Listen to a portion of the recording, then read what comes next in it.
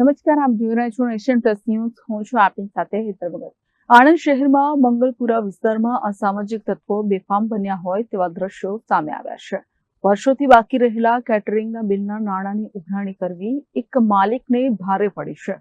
ઉઘરાણી કરતા ઉશ્કેરાયેલા શખ્સોએ કેટરિંગ માલિક અને તેમના સ્ટાફ પર તીક્ષ્ણ હથિયારો વડે હુમલો કર્યો હતો. આણંદમાં કાયદો અને વ્યવસ્થાની સ્થિતિ જાણે કથળી રહી હોય તેમ અસામાજિક તત્વોને હવે પોલીસનો કોઈ ડર રહ્યો નથી. મંગલપુરા વિસ્તારમાં બનેલી આ ઘટનાએ સમગ્ર જિલ્લાને હચમચાવી દીધો છે. મળતી માહિતી મુજબ એક કેટરિંગ વ્યવસાયીનું છેલ્લા 4-5 વર્ષથી 22,000 રૂપિયાનું બિલ બાકી હતું. આ બાકી નાણાંની માંગણી કરવા છતાં નાણાં ચૂકવવામાં આવતા ન હતા. જ્યારે કેટરિંગના માલિકે આ કડક ઉઘરાણી કરી ત્યારે સામો પક્ષ ઉશ્કેરાઈ ગયો હતો. તેમણે પોતાના મળતિયાઓને બોલાવીને કેટરિંગ કંપનીના માલિક અને ત્યાં કામ કરતા કર્મચારીઓ પર લાકડીઓ અને તીક્ષ્ણ હથિયારો વડે હુમલો કર્યો હતો. અસામાજિક તત્વો દ્વારા કરવામાં આવેલો આ હુમલો નજીકના સીસીટીવી કેમેરામાં કેદ થયો છે, જેમાં શખ્સો ખુલ્લેઆમ હથિયારો સાથે બિંદાસ ફરી રહ્યા છે. આ હુમલાનો ભોગ બનેલી મહિલાએ આણંદ જિલ્લા પોલીસ વડા પાસે ન્યાયની માંગણી સાથે હુમલાખોરો પર કડક પગલાં લેવા વિનંતી કરી છે.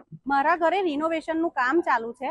સોસાયટીમાં મેરેજ હતું 2 દિવસ પહેલા. તો અમને એમ થયું કે અમે થોડો રોડ સાફ સફાઈ કરાવી દઈએ તો પેલા મેરેજ વાળાને થોડીક અગવડ ના પડે અને સાફ સફાઈ સુધરો રોડ રહે. અને એ દિવસે જ મેં અરજી કરી એ લોકો સામે કે આવી રીતે અમને મારામારી કરી છે. અને આજે 4 વર્ષ પહેલાના જે પૈસા બાકી હતા અમે એમની જોડે ઉઘરાણી માટે ગયા તો એ સીધા 40 થી 50 નું ટોરું અમારા સ્ટાફ પર, મારા હસબન્ડ પર, મારા ભાઈ પર, મારા નાના છોકરા બધા ઉપર એ લોકો તીક્ષ્ણ હથિયારથી હુમલો કર્યો છે, જે સીસીટીવી કેમેરામાં કેદ છે.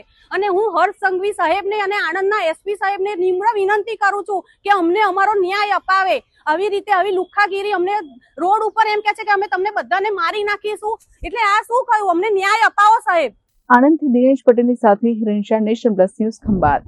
સમાચારોના સતત અપડેટ મેળવવા માટે અમારી નેશન પ્લસ ન્યૂઝની યુટ્યુબ ચેનલને સબસ્ક્રાઇબ કરો, બેલ આઇકન દબાવો અને જોડાયેલા રહો ફેસબુક, ઇન્સ્ટાગ્રામ અને ટ્વિટર પર.